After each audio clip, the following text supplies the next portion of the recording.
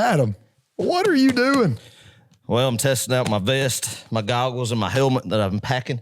I head to Neyland on Saturday, sitting in Section Z, preparing for the onslaught of just debris that's going to rain down from the upper levels of Neyland Stadium. It's going to be a battle, Clark. It's going to be a battle.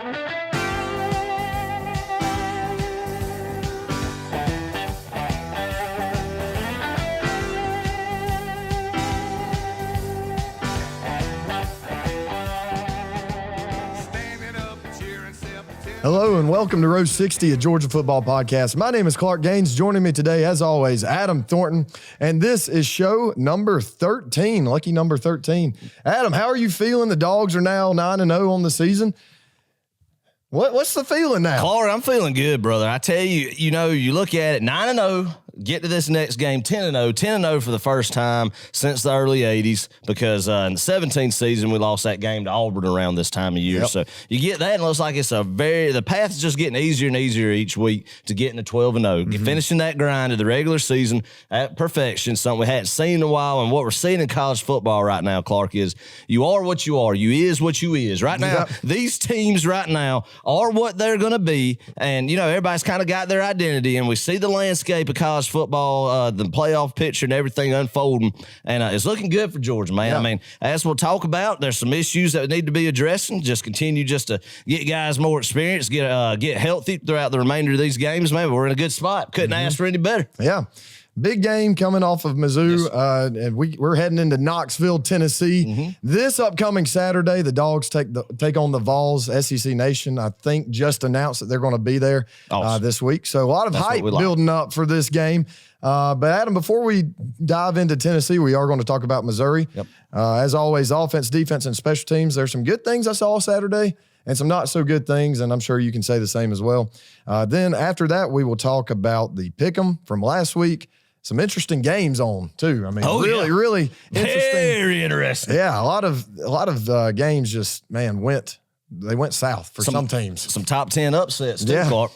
So there's going to be a whole different structure of the rankings come Tuesday night. So we'll have to touch on that too, and just crazy time right now in college football. Yeah. But as a Georgia fan, couldn't be any better. Oh, yeah. Couldn't be any better. I love it. Absolutely. I love it. So let's talk about this past Saturday. Georgia and Missouri once again played in Athens. It was a cold day, Adam. I woke up not expecting, 40, 50-degree weather. Yes. It was chilly. Correct. It was. My face got a little wind burnt. That's what I call it, wind burnt. Got a little, got chapped a little bit there, Clark. But it's worth it. It's worth it. I might have to put on some lotion or something when we go up to Knoxville up there in the old Appalachian Mountains come next week. It's going to be very frigid up there, but a little bit cold. I had to break out the sweatshirt and the vest. That's football weather, man. When you feel that just crisp, and we talked about that. Even in September, we were wanting that crisp air to come, and it's here, and there's nothing better than November football in the SEC and in the Southeastern Conference, especially when you're right in the thick of things. And I love it. So it was great environment. It's and you played football. I played football, and I think anyone out there who has played football in the cold would agree with me when I say it hurts when you get hit in football when it's 40 degrees outside. That's right. It hurts, but man, great game though this past Saturday, Missouri. Let's talk about the game day atmosphere a little bit more. I want to shout out a group of people, Adam. I want to shout out a group, Clark. I want to shout out the turf grass management team at the University of Georgia. Let's give a clap to the turf grass management team. Yes. I love it. I love it. I looked at Dooley Field the other day. The grass was as green as could be. Compared to my yard, it looked amazing. Oh, and some fields that you see on TV right now just look horrendous. And a lot of them did in September, too. Yeah. So awesome. I mean, just elite level of everything all the way around, from turf grass management team, the coaching staff, to the whole athletic department, everybody at the University of Georgia, fans alike, just being elite, Clark. Yeah.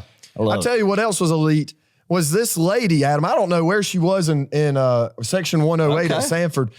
but somewhere around the Road 60 area, singing the national anthem. I mean, it was the most beautiful. Yeah, I mean, I think she was hitting the harmony or something. Yeah. And I tell you, we got a flyover. We finally got some flyover. I love that. So we got some flyover, and there's nothing like right when they get above the stadium, you feel that rush and that shake, and you just get fired up for America. Yes. And then the Dogs too, and the adrenaline just kicks up, and you're ready to roll. Yeah. A flyover, man, is one of the most beautiful things in sports because you want to honor America, the brave women and men that are out there on the front line fighting and defending our freedom every day. We love them. A shout out to them. So when you see them F-16 fighter jets come through, you just it just sparks it a little bit. It cranks it up a little bit more. So I love it. I love it. That's why I like playing outside because you get a good flyover. You can't do that in a dome environment. No. Can't have that in a dome environment. So I'm all for flyovers at any time. Especially those noon kickoffs, that really does wake you up, and we needed to wake up a little bit. That first quarter was a little shaky. We're about to get into that. Right. But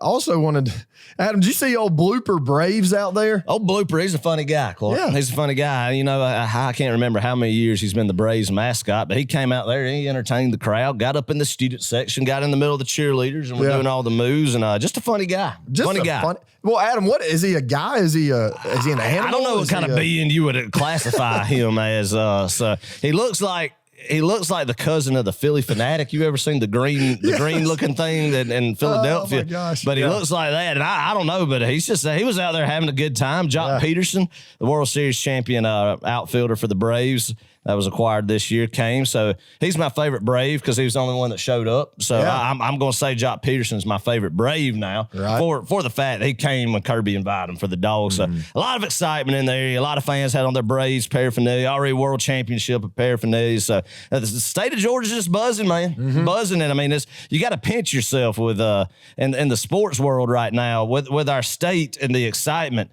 And it's just something I don't want to see in, Clark. And we got 6 more games, so we got to take care of business. We got hunker down. Got to take care of business. Yep. That's right. This is the toughest. I feel like this is always the toughest part of the season because this is really when the Dogs, especially undefeated, the Dogs tend to look past a team and get beat. But oh boy, well, the pressure mounts every week when you have the college football playoff rankings finally coming out. You see where the committee stands on you, and when you're in that upper echelon of teams and you're trying to impress the committee, thinking, "Whoa!" And I know that's not being preached in the coaching staff and in the team rooms. You're not thinking that, but deep down, everybody knows where they have to be at the end of the regular season, at the end of championship weekend, in order to be one of those 4 teams out of 130 something that gets to go play for a national championship. So the pressure, I mean, it gets a little cranked up. So, but as Coach Smart said, pressure's a privilege, Clark. So this team has it. I tell you, there's some pressure on them. But hey, they've shown in every regard of it they're going to deliver. So I love it. Well, Adam, speaking of delivery, tell me, how was the hot dog this week at Sanford Stadium? Give us that weekly concession standards report. Let's get a good concession standards report, Clark.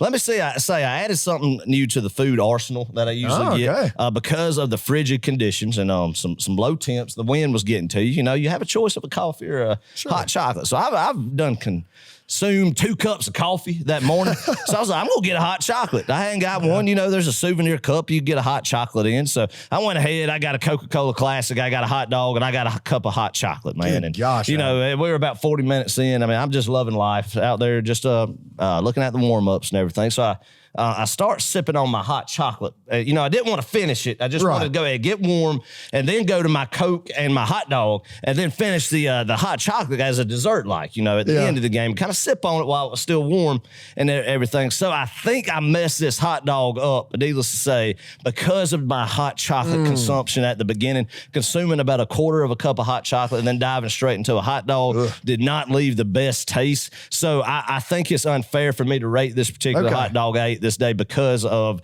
the outside issue with consuming hot chocolate. Interesting. So that's why, therefore, I don't think we can give it a rating, Clark. All right. Because it wasn't good. So why? But we cannot put that on the Sanford Concessions team because I might not have had a good choice right there in food consumption order right there. Let's give it a wash. Go on the next one. Hey, but Michael Rich has given me some news about Tennessee hot dogs. Okay. He said, Michael Rich texted me, and let me do this real quick, Clark, because you need to see what he's got in store, or what he said was there. Actually, there was a poster that talked about cheddar smoked sausage, and that there is cheese in the hot dog. as well. So, I mean, all I'm cheese stuffed hot dog is one of the best you've ever had, is what he says. So, Michael Richt says that Tennessee hot dogs are good, and they got a little variety, not just your normal wiener. So, anyway, that's what it's going to be. So, I don't know. I'm excited to see what they got up there in store. So, there we go. I'll tell you, I had some glazed almonds, and, man, that reminded me. That takes me straight to the Magic Kingdom, Main Street, USA, and Disney World. Oh, it was good. Those were good. You're seeing those glazed almonds pop up all over the place in college football now in stadiums. So I love it. That's a great food, great snack. Love it. So, hey, food, great. Yeah. It was also great seeing Coach Richt the other day. Man, good gracious. They announced he called the Dogs early on when we did the Georgia Bulldogs chant. It was a little weak this time. I think it's just because it was a new kickoff, cold, man, right. But and then at halftime, the band gave him a huge performance. It was awesome. Went through, Phil Collins in the Air Tonight, songs like that. Yeah. That kind of we associate with Coach Richt, and it was just an awesome performance by the Redcoats.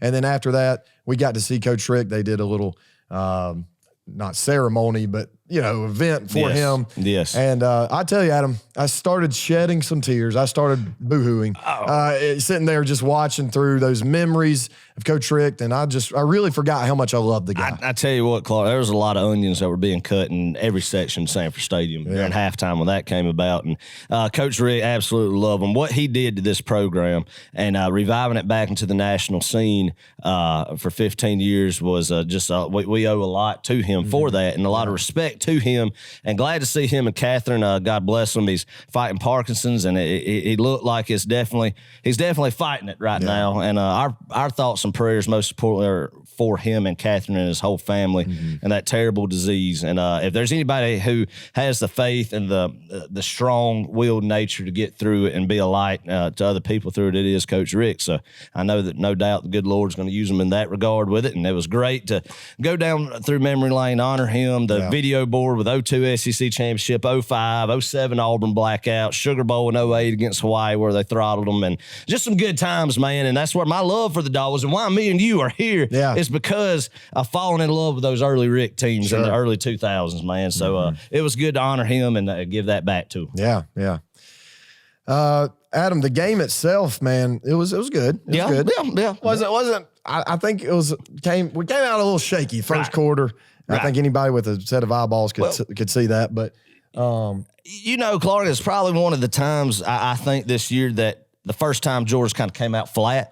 And what's Coach Smart say? He says, bring your own juice, right? So this was definitely a bring your own juice game. Coming off a throttling of one of your arch rivals in a neutral site game in Jacksonville last week, always kind of creates a little bit of a lull, and then a noon kickoff against a team that you've heard all week you're 39.5 favorite over, and other distractions this week. So it just took them a while to get ramped up, and that's understood.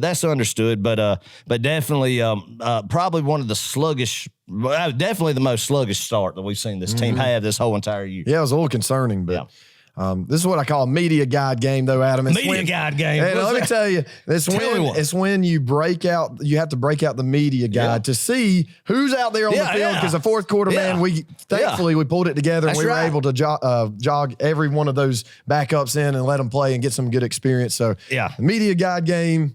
That's when you look them up. That's when you look them up. You got to go down the media guide and say, there's 33. That's one of those games where in the fourth quarter, when everybody's subbing in, that you sit there with everybody around you and you talk. You start talking about how we feeling the rest of the way, how we feeling about the SEC championship, and just have good fellowship and camaraderie there. So that's what I love about that. And then you check out the younger guys, and it's just a good time. I don't know why you'd leave early, because you just get to bask in being in Sanford Stadium in a relaxed environment. You're not just sitting there just stressed, just biting your nails, just in a tizzy, you get to just sit there and enjoy it, relax, enjoy the ambiance of everything around you, and that's what makes those games great. They're not just on edge all the time. You know what I mean? Absolutely. So, like we're kind of saying, though, this was kind of a sluggish start, but I think it was a wake-up call, and I know Kirby said that yesterday in the presser. It's a bit of a wake-up call for our guys. And I think it just shows that, hey, we can get beat by any team out there. Granted, like I said, we pulled it together, beat them 43-6. And, but wake up call. And that's going to be important, though, when you go into Knoxville this upcoming week. You've played those kinds of teams that are going to play you back. They're going to punch you back in the mouth for a little bit. So, wake up, guys. We got a big one coming up. That's right. This is a big one, Clark. I think it's definitely the biggest test in the back quarter of the season. Will be our trip to Knoxville. I'm going to feel really, really good. Next show, if we go up there and we beat Tennessee up in Neyland Stadium, and that giant erector set, rusted out, just piece of crap of a stadium on the river right there, that it's just probably looking just any day now just to topple into the river over there. I mean, it's just needing of a lot of upgrades up there for whatever reason. But anywho, if we go up there and we win next show, feeling good, Charleston Southern, Georgia Tech after that, 12-0 perfection, baby. Oh, yeah. Doesn't get Drive home that Drive point. home that point. Let them know. Woo! Oh, yes, man. sir. Dogs, listen to this, Adam, through nine games have outscored opponents 346 That's to crazy, 59. Man. That's insane. And there's a lot of good historic programs and a lot of good coach football teams and talented teams that are in that group you just mentioned too, Clark. Yeah. So, man, that's big. That's big, brother. I love it. Here's another fun fact for you. The Dogs have given sorry.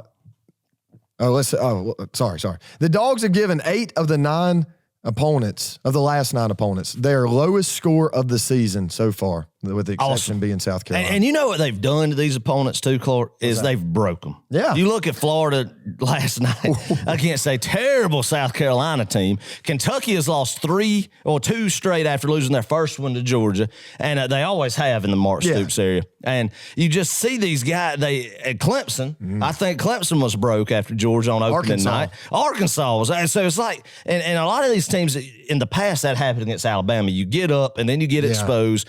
I don't know, I guess just realism just sets in that, hey, we're not as good as maybe we thought we were going up against these big boys. And Georgia's there. They're that dog now, you know. That you see that, and that's where you want to be. When you just break people's will and you beat them 2 times, multiple teams 2 times, that's where you want your program at. That's where Kirby Smart has his team. That's true. That's a great point.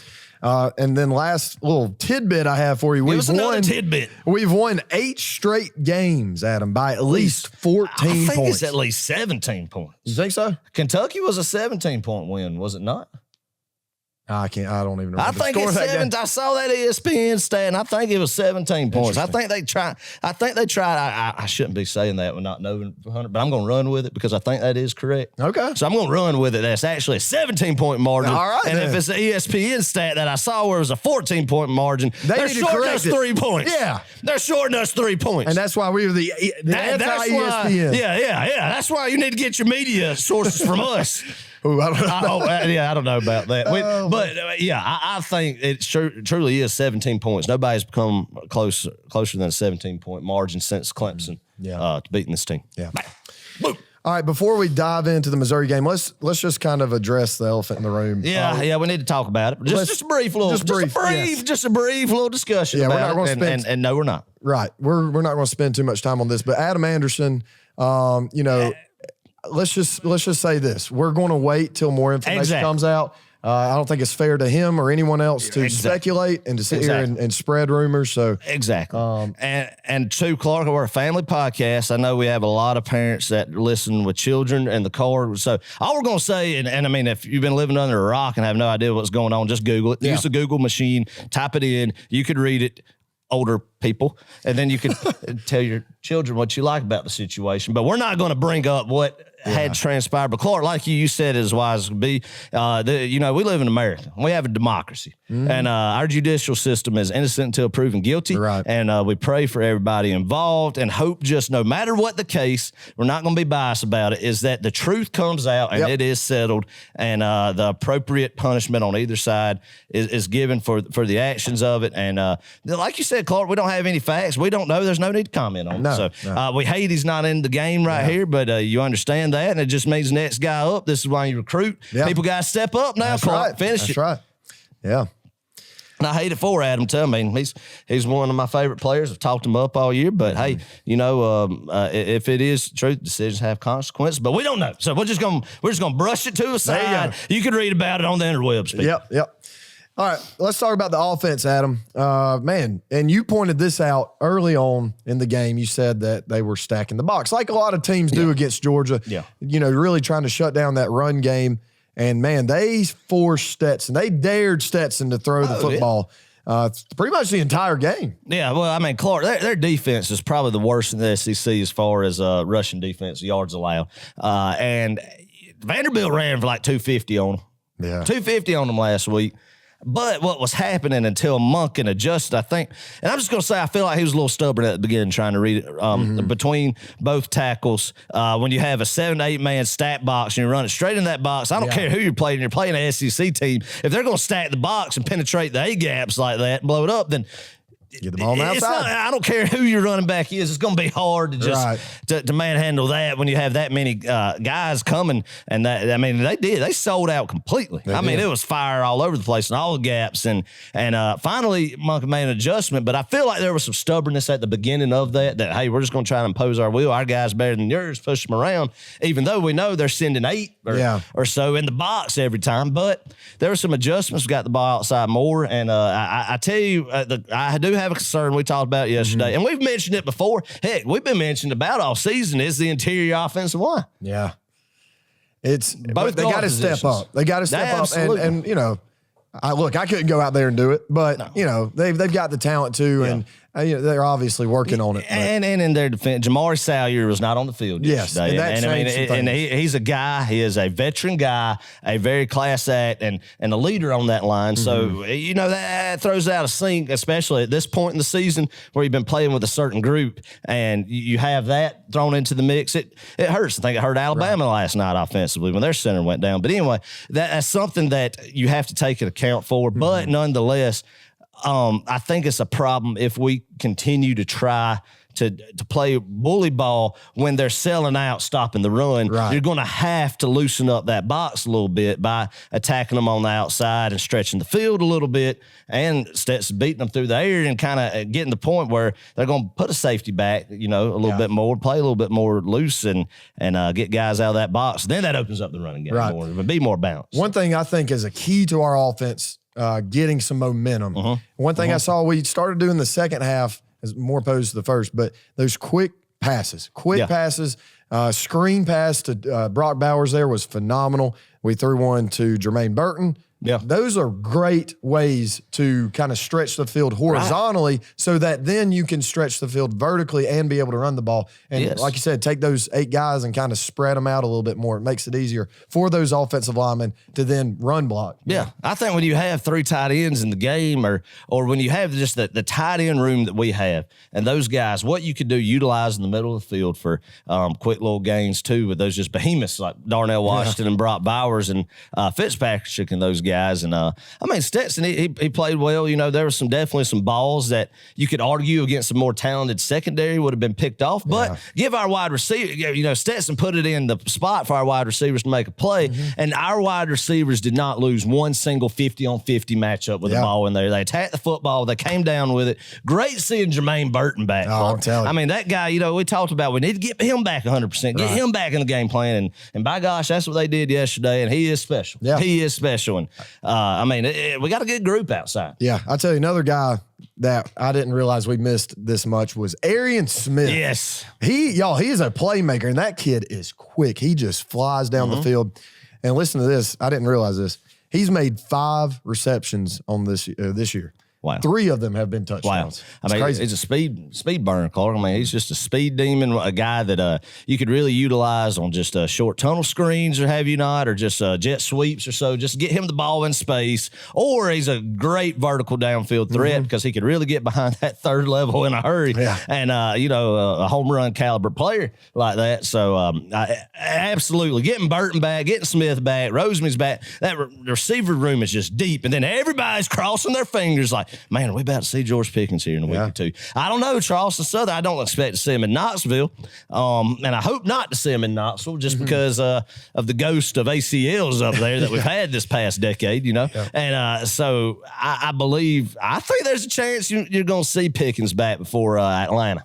Dang. I hope you're right, Adam. I don't have any. I mean, that's just speculation. That's just a gut feel. Just a gut feel. Now, I did hear somewhere. I read this somewhere that he's going to check up with his orthopedic. I believe the surgeon or somebody out there. Check up with a doctor this week to see how much longer I think he's got. So that's good, but there's no clear answer as of now. No, so. we don't want to rush the kid back and risk any further injury, but it seems like he's been practicing and progressing very well.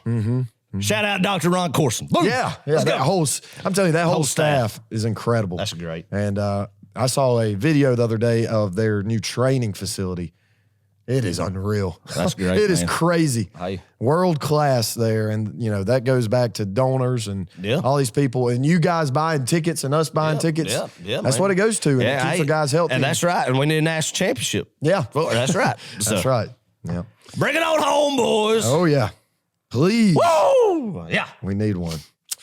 Anything else you want to say about the offense? I think, you had Broderick Jones come in. I think he's a guy, we saw Marius Mims, a highly touted freshman. So, there's going to be guys that are get more experience, and we might see it shifted. I think you might see a chance that you see maybe Mims or Jones step up. I personally would like to see Jones and Mims play one of the two, play in one of the tackle positions, and Sawyer move inside. I think that would be a good, but obviously Matt Luke and company know a whole lot more than I do about it. But definitely the interior O-line is just somewhere that has got to step up going forward. Right. And because we're going to have a threat of running the ball to utilize the passing game and be balanced on offense, I think, to put points up. And it was definitely discouraging, but big plays were made. The talent's there. We still won 43 to 6. That is crazy. We're sitting here and won 43 to 6. So I think we're fine. I really do. It was good to see JT Daniels come back. Knock off a little rust. I think there were some good balls there. And we're not going to go any further into that. I think both guys are great guys. And you look at Bo Nix last night. You look at Max Johnson at LSU. And people, we're blessed to have both of them on our football team, and experienced guys, high character guys that you could tell love each other, love the Georgia Bulldogs, and we're gonna be all right going forward, Clark. We're gonna be all right. Just some issues that we've talked about, and they'll be addressed, and they'll wrap it up the next 3 games, and then it's time to roll, baby. Absolutely. Quick question though, yes, Adam. Going back to quarterbacks, just right quick. Who do you expect? Because I've gotten this question probably twice in the past 24 hours. Who do you expect to be starting against Tennessee? Oh, against Tennessee? Oh, it'll be Stetson. You think so? It'll be Stetson. I do think that you'll see JT play. I don't know. I do think it's going to be Stetson. Because I feel like the Georgia people that are in the JT camp, like I am, because I just the higher ceiling when these playmakers and be able to stretch the offense out a little bit more. But Stetson's mobility, but the pass pro. Let me say this: I've dogged the offensive line. The pass pro for the offensive line of protection look dang good. Yeah, dang good. And Stetson, he'll be fine. He'll be fine, but I think JT's just got that higher ceiling. Nothing against Stetson, but I think right now we're just going to keep riding with Stetson. Right. Might gradually work into JT. Might be Charleston Southern if he does get back and get him 2 games under his belt for SEC championship starting. But I don't know what they're going to do, Clark. I honestly don't know. But, it's a good problem to have when you have 2 quarterbacks like this and the team leaders and just the mindset of both of them. There's no, no sorry attitudes with it like we've seen in the past in the QB room. And that's what I appreciate. Just trust the process. Trust the process, baby. Oh, man. All right. Defense played great, I thought. But now, Adam, I don't know if you heard this. I read this somewhere. I read a lot of stuff in a lot of different places, so I can't tell it to me. Directly tell you where this was from. But I read somewhere that the team yesterday went into the locker room, and a lot of defensive guys were just, I guess, a little frustrated about how they played. They held them to 2 field goals the entire game. I don't know what else they – I guess they just want a goose egg every time, and they really do expect to shut people out. I love it. That's the mentality you got to have to be this elite. It's a mature group. You can tell Nolan Smith, N'Kobe Dean, these guys are mature. They want to, and they play to the very end of the game.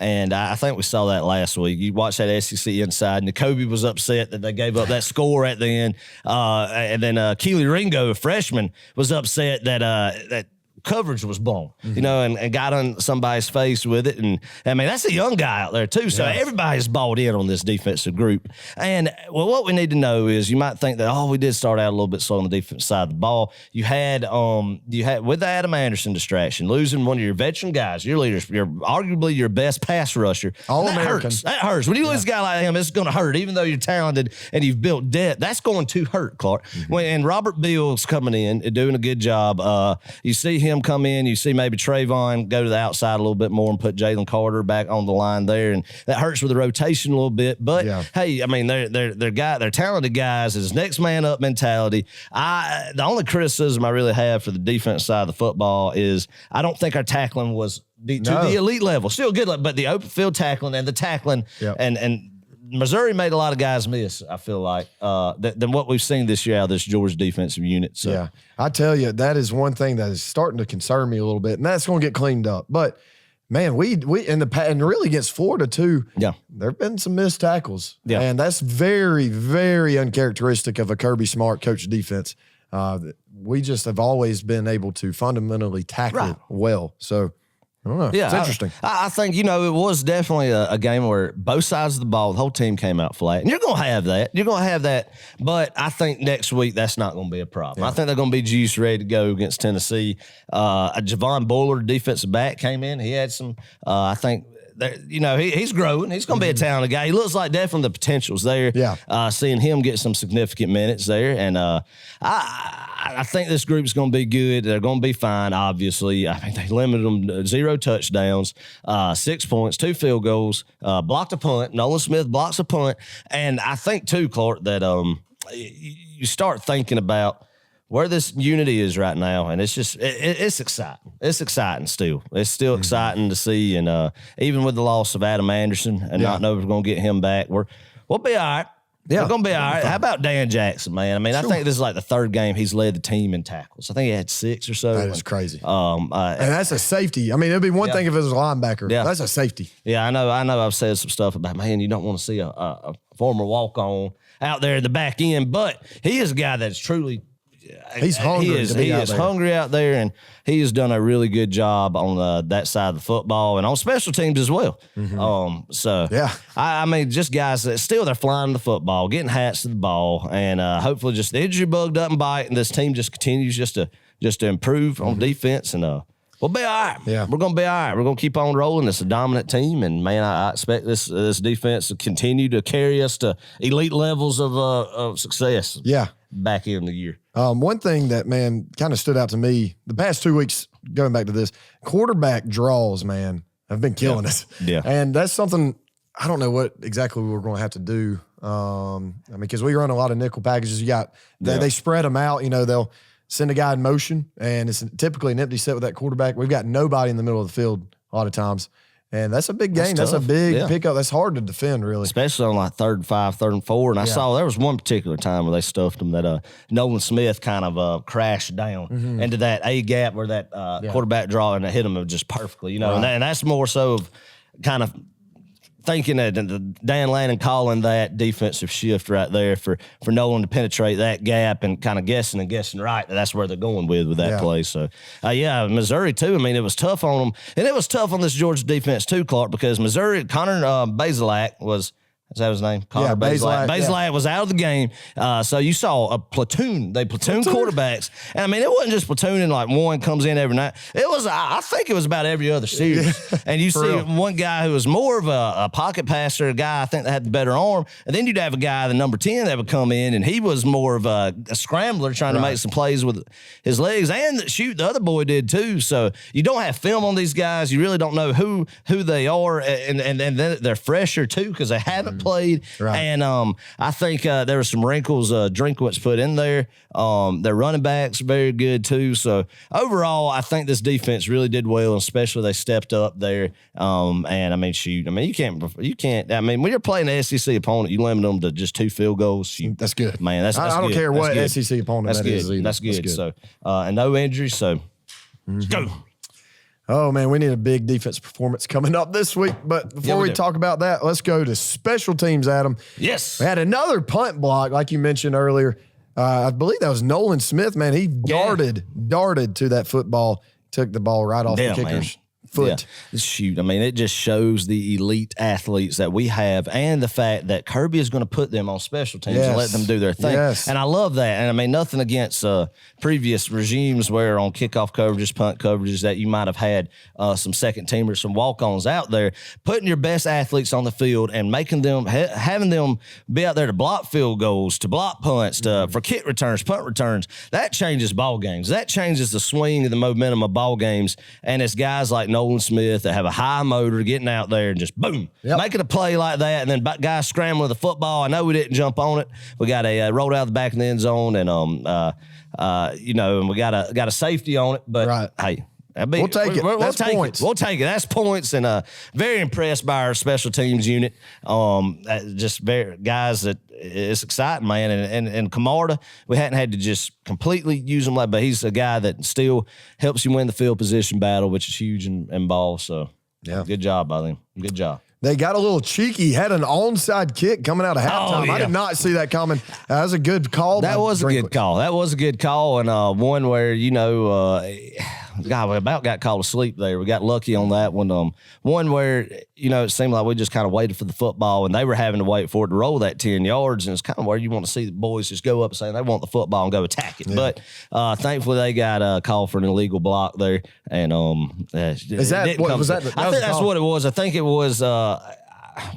I thought it was illegal touching. Illegal touch. No, I don't think they touched. I think it was an illegal block. I don't think they touched. I think they got downfield and started blocking before the ball got the 10-yard mark. Somebody can clarify that. I'll tell you one thing, too. After watching ball last night and last week, we got to learn some dang grounding. What illegal? I mean, what? There's one last night. I didn't understand. It was Alabama. Yeah. What's his name?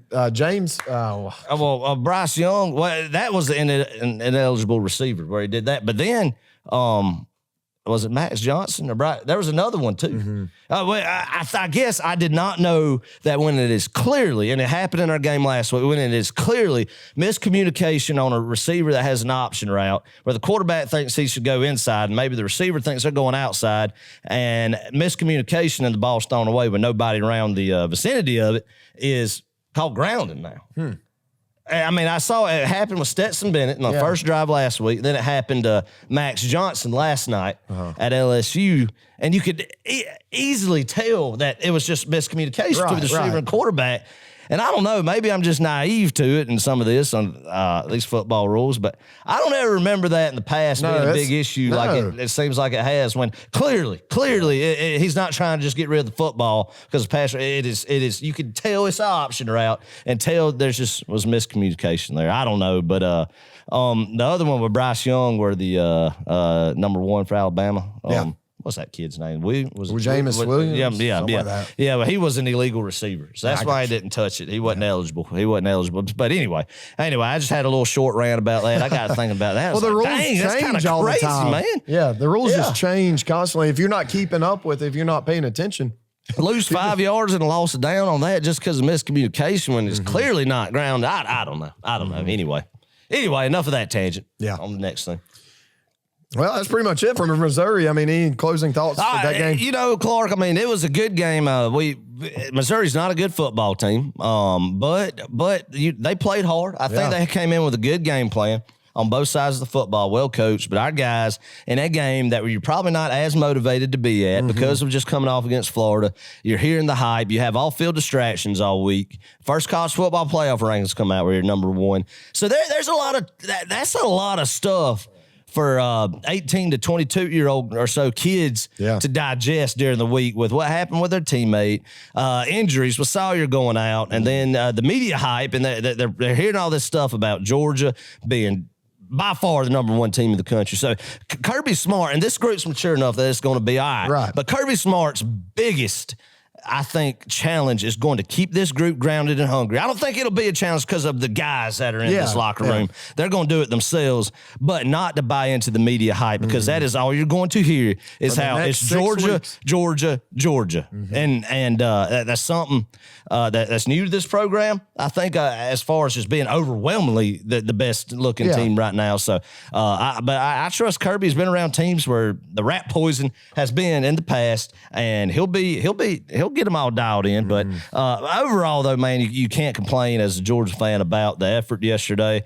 I think, I think, too, one thing we're worried about, Clark, I love this team so much. I love this particular Georgia football team so much, and these guys, and want it so bad for them, so bad as a fan that we've wanted, and you need to just enjoy the ride. And I'm talking to myself about it because you're sitting there thinking, what can go wrong? Is this Adam Anderson thing going to just curse us? Right. Or, are we going to have a game where we don't show up in Neyland next weekend or something like that, where you're just – instead of just enjoying where we're at, enjoying how this team is one of the top and most talented teams in the country by far, instead of just worrying about the what ifs and wanting to just get there and see it because you want it so bad you can taste it, Yeah.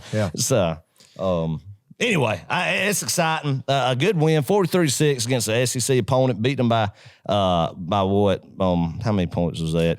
37 points. 37. It's impressive any way you look at it. So, bam, one down on the next one, three more, and that's the ultimate goal of winning going perfect in the regular season, and then on the postseason. So, exciting times. Yeah, got a big one coming up this week. Obviously, going up to Knoxville, Tennessee, the old Smoky Mountains. Let's talk a little bit about the trip, Adam, because this is one of my favorite road trips. I think Georgia, Florida is, it's not a true road trip just because we go to a neutral site. Yeah. But, man, Tennessee, there's nothing like going up to Pigeon Forge. That's where we stay. We're going to get a cabin and everything. Yeah. We'll go up through the Smoky Mountains, up through Cherokee. Yeah. We'll we'll wave at the Indian. Yeah. That's always a good time. Yes. That's always a good time to go up that way, and I'm nostalgic. You're nostalgic. We enjoy the finer things in life, Clark. And, I mean, we're simple. It doesn't take much to entertain us. So going up to Gatlinburg and Pigeon Forge, I feel like gets a bad rep from folks. Yeah. But by gosh, I love the As Seen on TV store.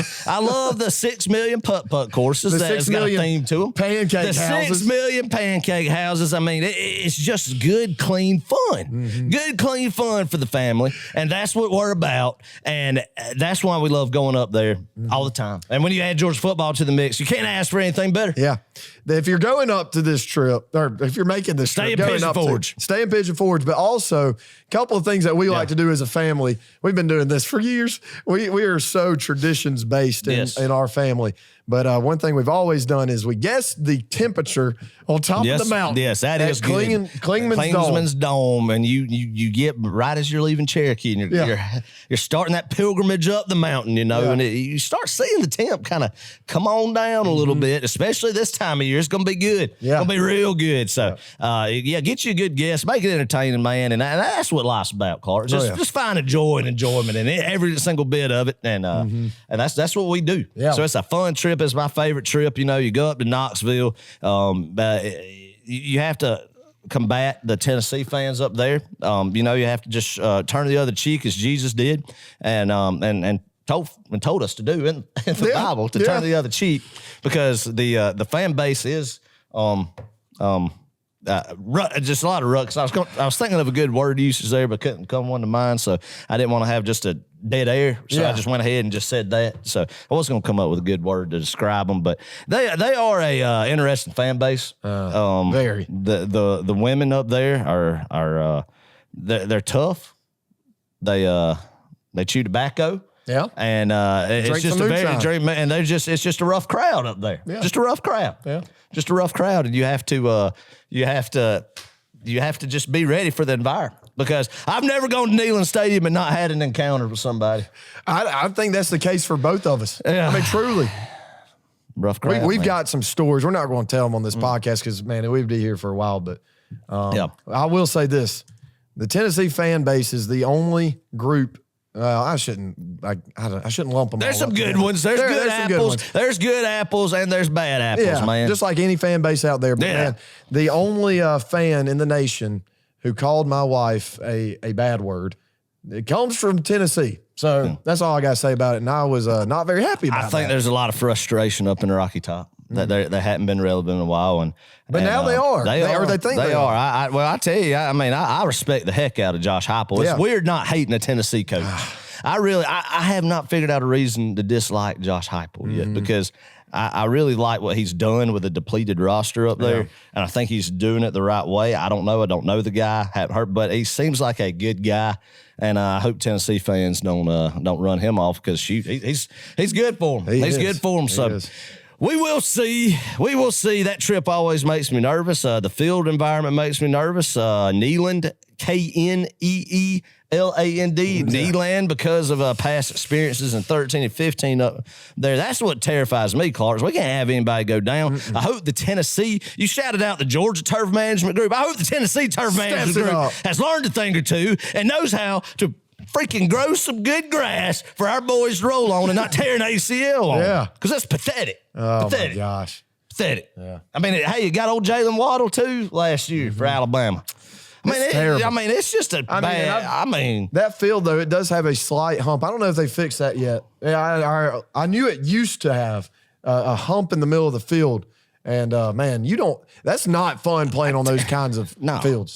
Truly. It's either a terribly designed field and the maintenance for it is not there, or they got a bunch of snipers in the upper level. Just picking them boys off. No, I'm telling you. Because it's awful.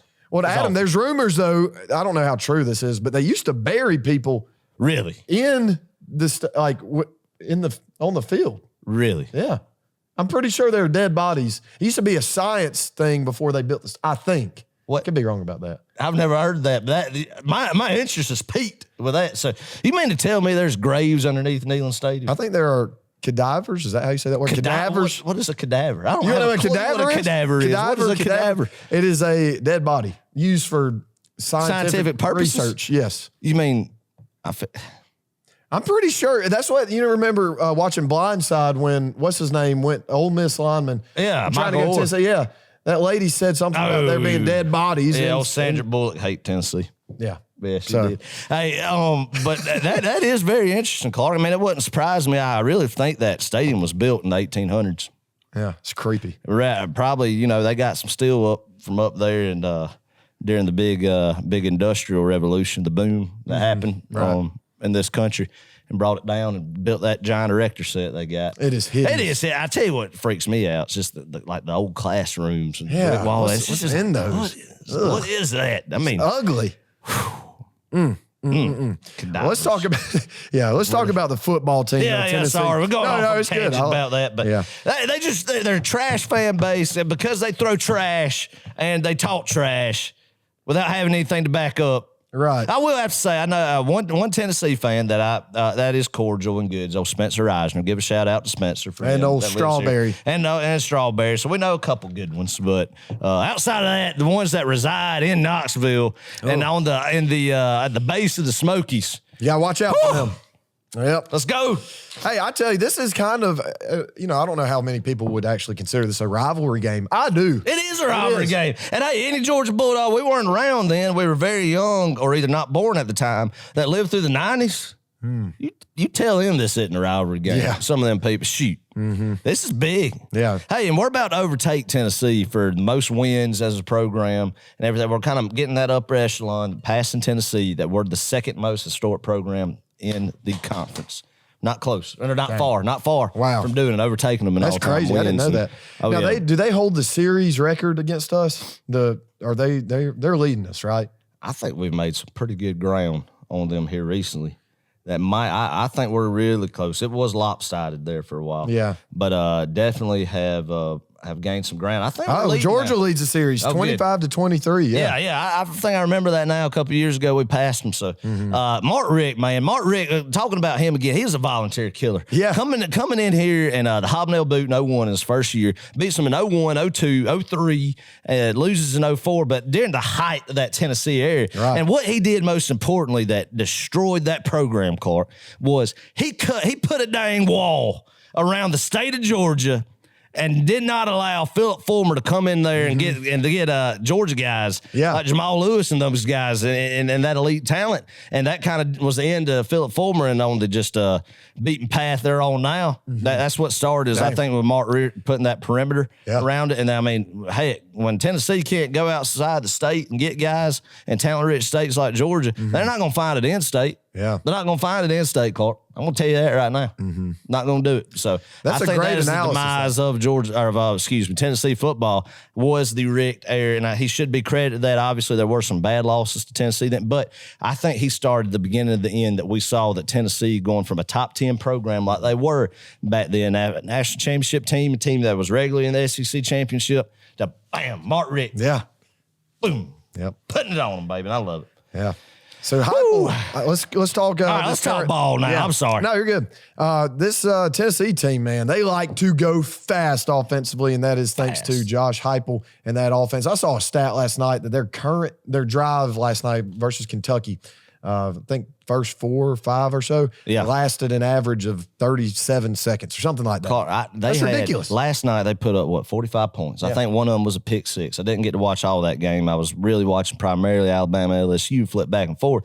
But I believe Tennessee held on. Tennessee only had the ball for 13 minutes and 52 seconds of the whole entire game and put up 38 offensive points. That's wild. 38 offensive points, Clark. That is crazy. insane. Big time home run plays that Heupel does. They have the second highest tempoed offense in the whole country. It's going to be a dang good test. Hey, I know we've been talking about Tennessee because we're doing that because it's a rivalry. We're in the SEC. That's what you do. Yeah. But in all seriousness, what Josh Heupel has done with this group is nothing short of impressive, man. I honestly think that you could put him up in the conversation of being SEC Coach of the Year coming up in the discussion. In the discussion, I mean, obviously Kirby Smart should be for this unit if it continues to perform. But as far as just improving and taking a very bare cupboard and a turmoil with allegations with the Jeremy Pruitt McDonald's bag and everything, and a depleted roster of everybody transferring out and doing what he has done is impressive. And you have to respect that from him. Absolutely. But hey, now's the time to crush dreams, man. That fan base is going to be there. It's going to be loud. And I hate losing in Tennessee. 15 was the last time we went up there and saw Austin. It is by far the worst environment to lose in an opponent's stadium is losing in Tennessee. So especially if they beat number 1 Georgia. Shoot, hey, last night they beat a top 20 team on the road for the first time since 2006 when they came to Athens and beat Georgia. We blew a 17-point lead at halftime. But yeah, so their guys, Cedric Tillman is a playmaker on the perimeter. They're guys that'll hit you deep vertically on the sidelines too, you know, and Hooker's a guy that our secondary, hey, Keely Ringo, Darion Kendrick, Amir Speed, this is where you make some money right here, baby. This is where you put the world on notice. Yeah. Dan Jackson, Chris Smith, Lewis Seen, secondary, Kirby's group, Kirby's boys. It's going to be preached all week. Rocky Top's going to be blaring at practice. And it's time to go in there and make a statement. Yeah. Especially the secondary. Make a statement. Let them know this Georgia defense is for real. And not only can stop the run, but, hey, they're going to try to go through there and beat us. Shoot. Yeah, yeah. Hendon Hooker, man, like you just mentioned, he is going to be tossing, slinging the ball all around the field. We gotta be on our toes, but that kid can also run. He can hurt you with his feet. And that's going back to talking about quarterback draw. We've got to be careful this week because they are not just going to stretch the field vertically. They will stretch it horizontally and up the middle. Well, so that's right, Clark. And, you know, if you put a spy on them, you get a guy like Channing Tindall and Kobe Dean runs really well sideline to sideline. And somebody like that, I think you'll see Lanning and Muschamp and Kirby utilize a spy this week. And it's something that I feel like if we could just be disciplined, contain Hooker, and but our guys are going to have to be, I think our cornerbacks especially are going to have to step up, really jam these guys, get them off sync, and play some tight coverage on them, or they could blister you potentially. They could blister you. So I love it because it's going to be a good test, good litmus test to see where this secondary is. Yeah. And against a team that could throw the ball around the yard, and you got the chance to make a national statement, Clark. That's true. I love it. I mean, if we are the team we think we are, we go into this game and win by 21 points. Dang right. I'm nervous. And I'll say this. I'm the most nervous about this game outside of the Clemson game. Truly. I haven't been this nervous since we played Clemson in Charlotte. And it's because, man, they have such a great offense. And they've lost games. Right. But, you know, anything can happen on any given Saturday. And they don't have to be better than us, 364 days out of the year. They only have to be better than us one night. That's right. One night. That's right. That's all it takes. That's right. But the good thing is, and the reason I feel okay about this game is, and we were kind of mentioning this before we started the podcast, Adam, there's a lot of attention, a lot of hype on the Dogs right now. It's not like we're going in there just thinking, though, that we are the number one team, blah, blah, blah. We should just show up and just beat them. That's not the kind of mentality that Kirby has instilled in these guys. We have not bought into the rat poison. At least I don't think so. No. And if we haven't, then we will see it on Saturday. Once again, we'll beat them by 21 points. but that is yet to be seen. Yeah, it's going to be a media talking point this week is this Tennessee offense against this Georgia defense. You look up, you're going to Knoxville, hey, upset alert. I mean, I think you'll hear that, and those guys will hear that noise. So it's one of these things that Tennessee obviously can beat you. If they're playing their best and we don't go in there and have a lackluster game, then obviously, they can pop us. Yeah. But I think there's not going – this isn't a game where big upsets like this happen where the underdog comes in and slips up on you. Right. Tennessee ain't going to slip up on this team. Kirby Smart is going to make sure of it, and it's going to be some media talking points. So it's a CBS game, so one that a lot of eyes are going to be on. Our boys going to be ready to go, man. They're smelling blood. They're seeing that finish line of perfection coming in the regular season and then getting ramped up and going. And this group's going to be ready to go. Oh, yeah. Ready to go. Right. So I'm excited. One thing I like about it is their up-tempo with it, is our depth of getting guys in. I think we do have some depth and some positions that we can stay fresh. And two, if you're getting Hooker out of sync and he's not, and you have some 3 and outs and you're stopping them, they're not hitting those home run plays, man, you're getting the ball back against a very pedestrian Tennessee defense. Yes. Secondary that could get torched. Right. I think we could have some success through the air with whoever the quarterback is, kind of stretch the field, run the ball. And I think if you do that and our defense gets some stops early on, you get the ball back quick, Clark. Yes. And I mean quick. And that's the trade-off with a high up-tempo offense. And you capitalize on that and then shoot. I mean, that type of offense can come back on you in a hurry. Yeah. But shoot, you could hammer down on them, get the crowd out of it, and before you know it, blink, you can, if you create turnovers and doing that and then capitalize on offense, the margin could get away in a hurry. That's what I'm excited about and hope to see. Yeah, one thing defensively I feel good about is, Tennessee, where they are going to kill a team is if they can get you out of position. That's what they thrive on. Right. And they're going to go so fast that they're not going to give, and they're not going to be doing a lot of subbing, I would expect. Right. They're not going to try to do a lot of subbing because then that allows our team to sub. Yeah. They just want to get you out of position. And when they get you out of the position, they're going to hit the home run ball. Yeah. But that's one thing I like about our team, our defense. I've always liked this about Kirby.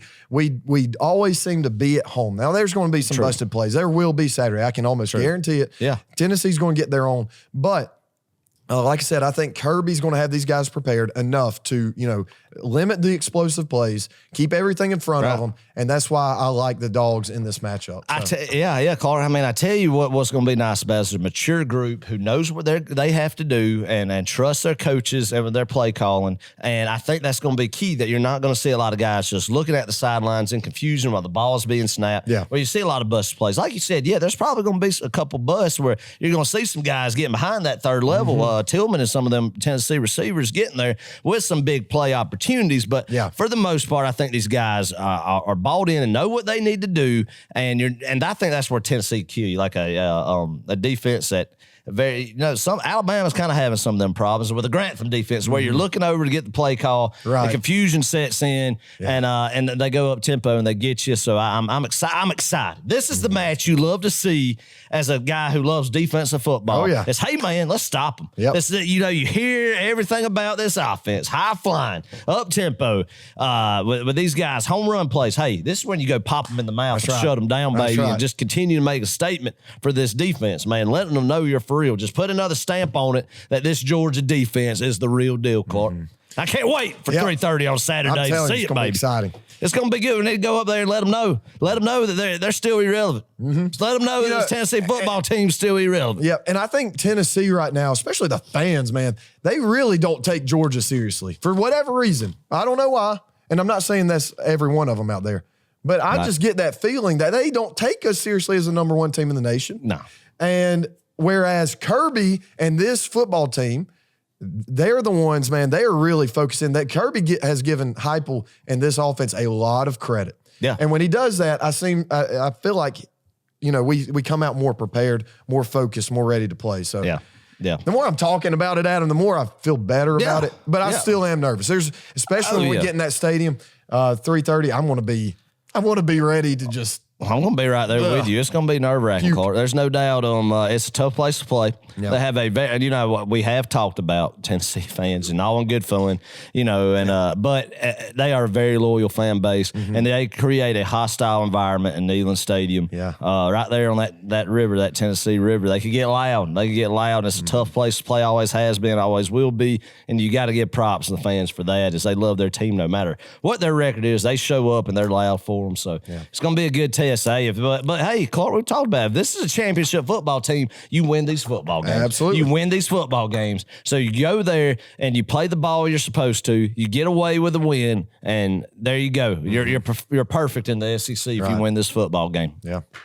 Got to keep it that way. Got to play like we're the number one team. It does feel weird playing them in mid-November, doesn't it? It does. So, it's going to be colder than we normally have when we're up there, but our guys will be ready. It's going to be good. I feel good. Anyway, so. All right.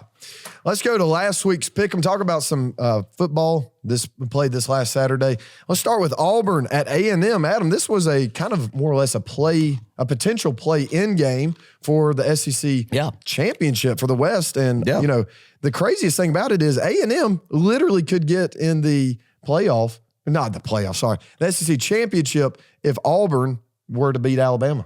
Yeah, they are. They've set themselves up good. I mean, going into yesterday in College Station, Auburn controlled their own destiny. All they had to do is win out, and they're in. But they dropped that game to A&M, and A&M still there, hanging around, lingering a little bit, trying to get into Atlanta if Alabama can slip up against Arkansas or Auburn. Right.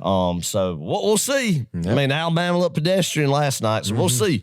We'll see. But Jimbo's got A&M playing some good ball. Yeah, he does. Hey, I mean, that's probably the second best defense in the SEC right there is Texas A&M. They're playing at an elite level. Oh, yeah. And, I mean, they got Bad Bo yesterday, though. They did.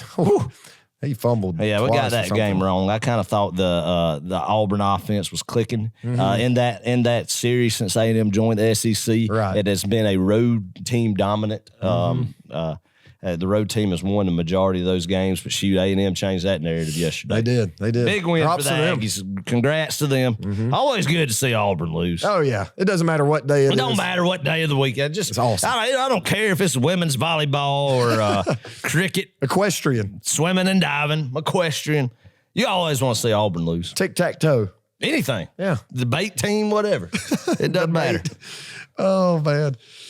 Let's move. Let's go to Oklahoma State at West Virginia. Oklahoma State 24-3. Yeah, I picked West Virginia to upset them. It looked good for maybe a quarter. So I mean, I was with you, Clark. I mean, when we got to singing John Denver last episode, I got in the moment. It was like, hey.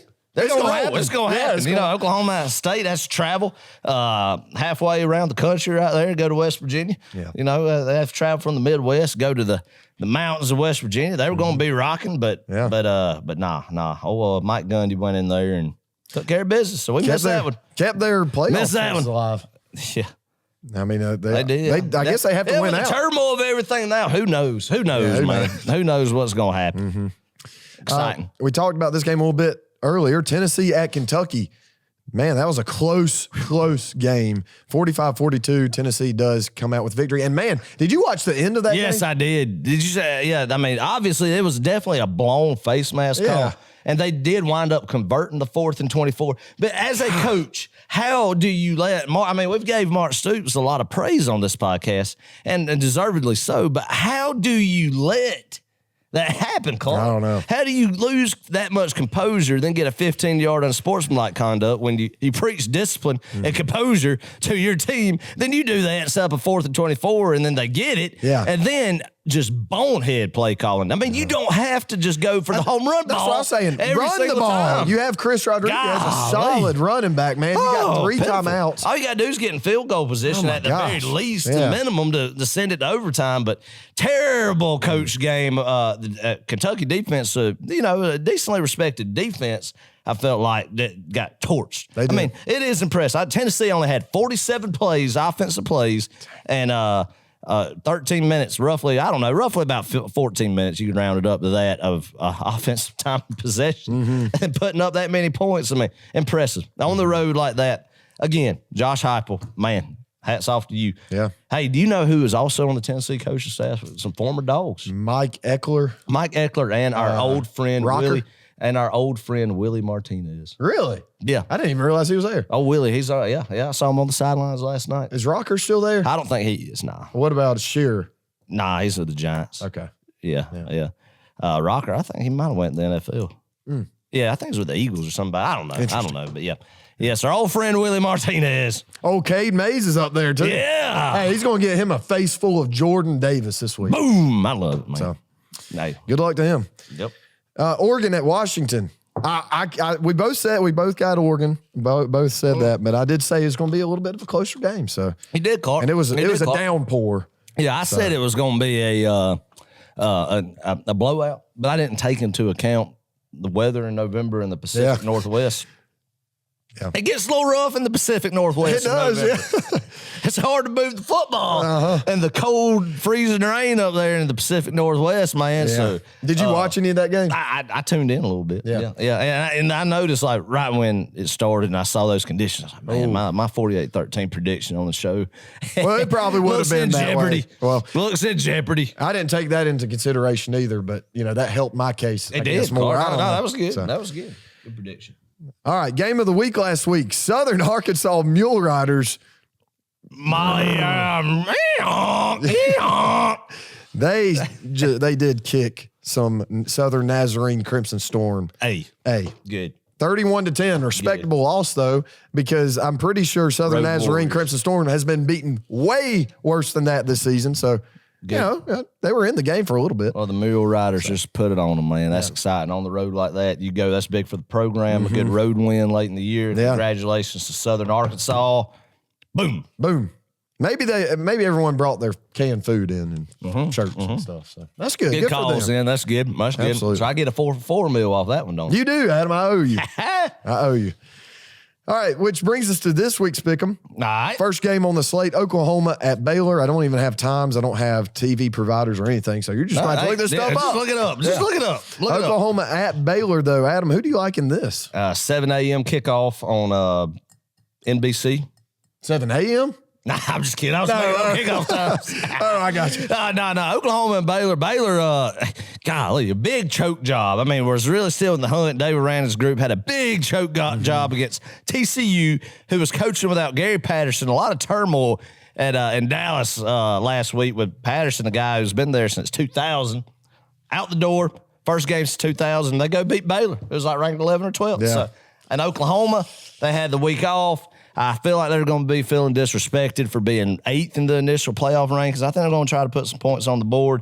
Oklahoma, and I think it'll be I don't know if they'll win it big, but they're going to win.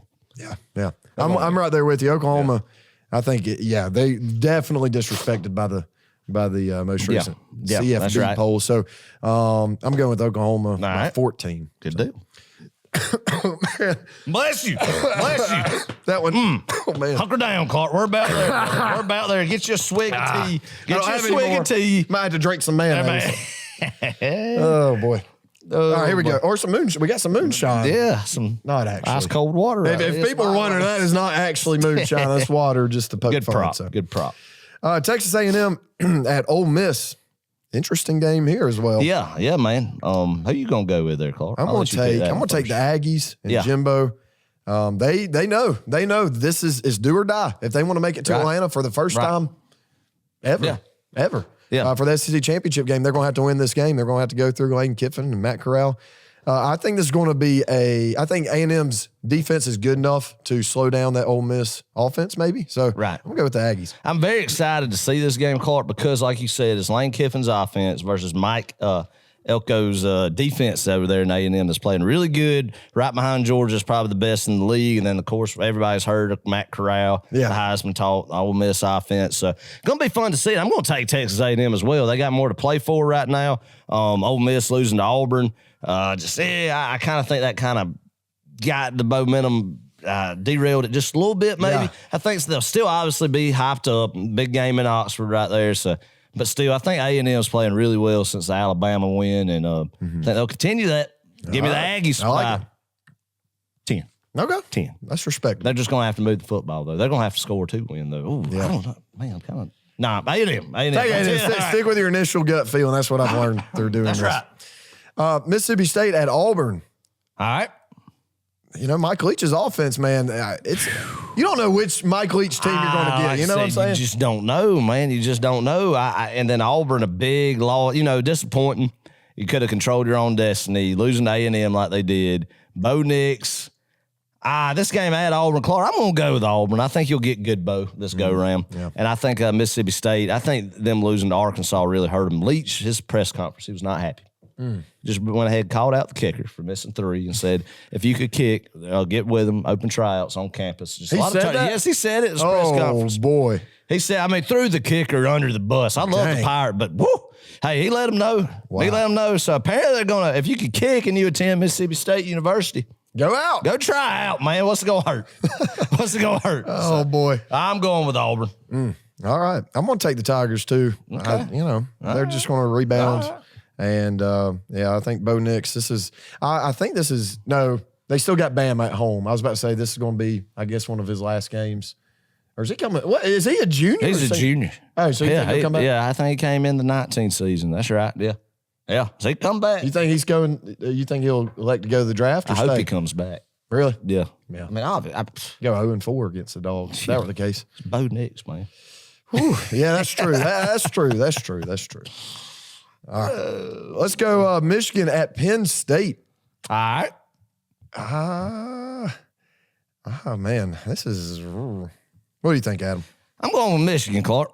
Okay. I think they still got a lot to play for. Put a little more juice in them. Seeing that Michigan State got beat by Purdue. Yeah. They still got Ohio State looming and a chance to go to the because I think what would happen there, let's say Michigan State still got to play Ohio State as well. So I think Michigan will be in a good position. They're going to beat Penn State, and then all eyes on the Buckeyes and Jim Harbaugh finally getting over that hump, getting to a Big Ten championship. They'll be back in the playoff discussion.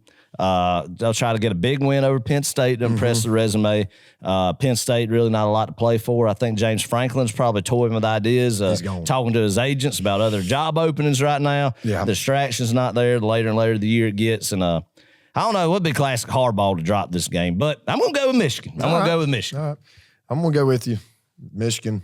It's a 12 o'clock kickoff. It were a night game. Oh, it's a big noon kickoff. Yeah, noon kickoff. The big noon kickoff on Fox. Yep, they're going to be sleepwalking in that stadium. I think Michigan's going to actually. All right, and now for our game of the week, Adam. This is probably the coolest game of the week we have so far. All right. We got the Henderson State Reddies at Washita Baptist Tigers, and this is formerly known as the Battle of the Ravine. Where are they located? They play this game, Adam, in Arkadelphia, Arkansas. Now listen to this. All right, this is so unique. Is this a neutral site game? This is not a neutral site game, Adam. It's called the Battle of the Ravine, and there is literally one highway and a ravine that separate these two schools. They're literally within like a tee shot or two within each other. Oh. It's crazy. Like neighbors. I mean, the stadiums there's a picture of it. The drone took it. Wow. And you got one stadium here and one stadium here. It's awesome. Oh, yeah. It really is. This cool. is big. This is big. The community is going to be fired up about this. Yes, What absolutely. is a ready? I have no idea what a ready is, but they better be ready because the Washita Baptist Tigers absolutely hate the Henderson State Reddies. Just listen to this, Adam. They play in a small town, like I said, called Arkadelphia, Arkansas. Yeah. All right. Washita Baptist currently leads the series 44-43 to 6. Tight. That is really tight. Razor thin margin there. This is cool too. They literally walk across the road to go to the opposing team's stadium. They even use their own locker rooms. So hey, there ain't no getting on a plane and going to this road game. They walk. They walk across the street to play this football game. That's so cool. Wow. But now, Adam, it's not very, you would think small town, maybe everybody gets along. No, these teams hate each other, Adam. What? They hate each other. Listen to this.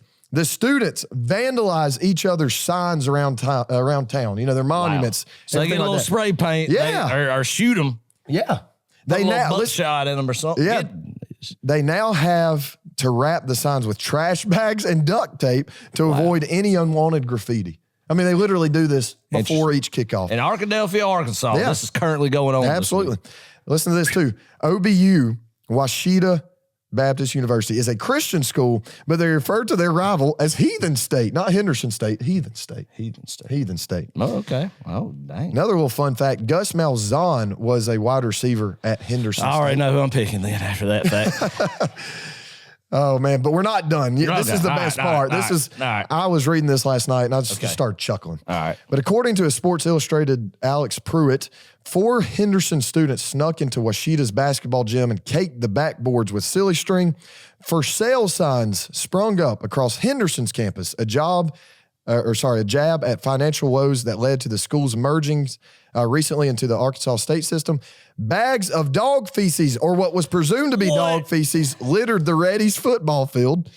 At Washita Stadium, the lights were kept on all night, all week. I mean, these teams hate each other.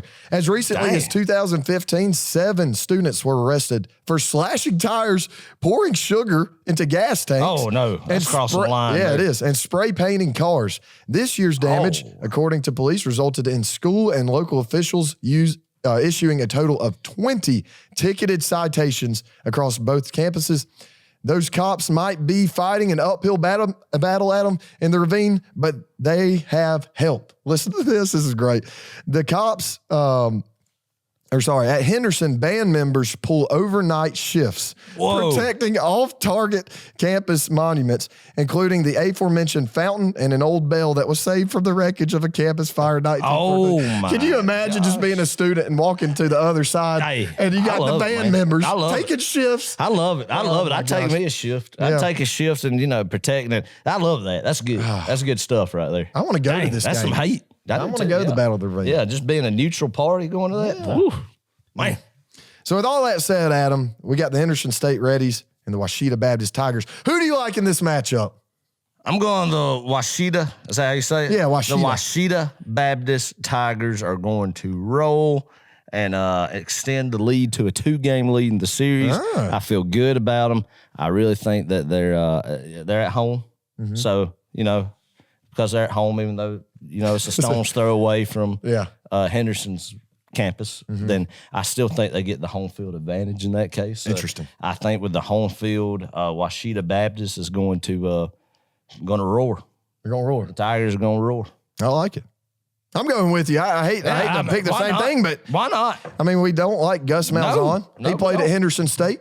Hey, when you got a gut feeling about a game, you got a gut feeling about a game. And after reading that, I just feel like the Washita Baptist Tigers take the vandalism more personally.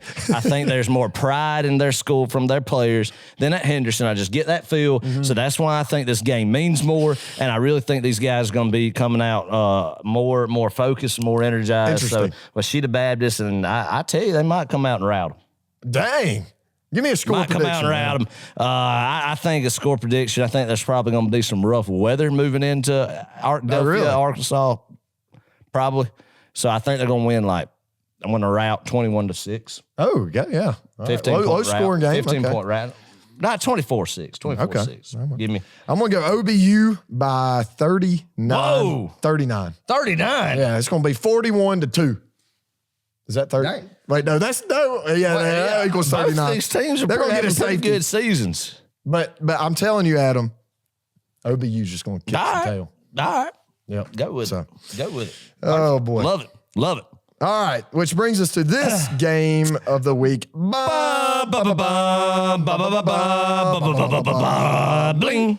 Georgia at Tennessee, 3:30 p.m. Eastern Standard Time kickoff in Neyland Stadium, the worst SEC football stadium I've ever been in.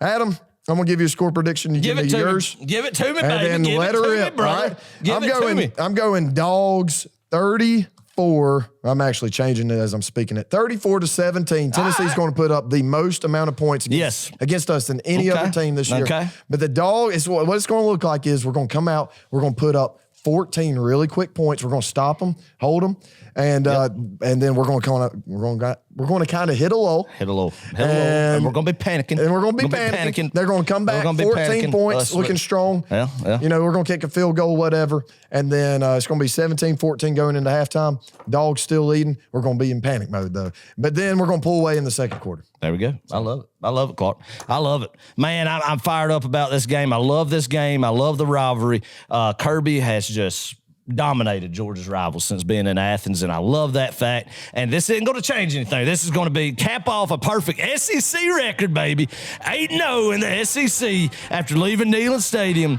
The dream's still alive, boys and girls. The dream is still alive. We're going up to Neyland. A lot of good memories in Neyland, some bad memories, but this is going to be another good memory, Clark, and just cap off an undefeated record against our rivals this year. Josh Heupel's not going to know what's going to hit him. No. This defense is going to be ready. Dan Lannon has a game plan prepared. Muschamp's been working on it. Kirby's been working on it. They've seen it when he was offensive coordinator at Missouri. These boys will be ready. This defense is going to hear Rocky Top all game, or all day of practice. Not all game. I hope not all game. And then this offense, they're going to hear it. They're going to be ready for it. And they're going to be fired up. And they're going to prove why this is the #1 team in the nation. Everybody, get some protective gear. Go get you a Peach State Pride hat. Got a new red one here that looks good. Looks good. Get some red and black. Wear up there. Get your bulletproof vest. Get you a helmet. Wear it. Watch out for the debris that's going to be coming down. The fans are going to get irritated, so they might start throwing some golf balls and mustard bottles, but we're going to take one for the dogs. Take one for the dogs. It's time to let the big dog eat, man. Going up to Knoxville, another win in Neyland. Give me the dogs 52-20. Offense rolls, slinging the ball around. Going to be one of our most prolific passing games of the year, Clark. I feel like the offense is going to be the ones who are going to be the darling Saturday, and the defense is going to do its thing. Go Dogs. Go Dogs.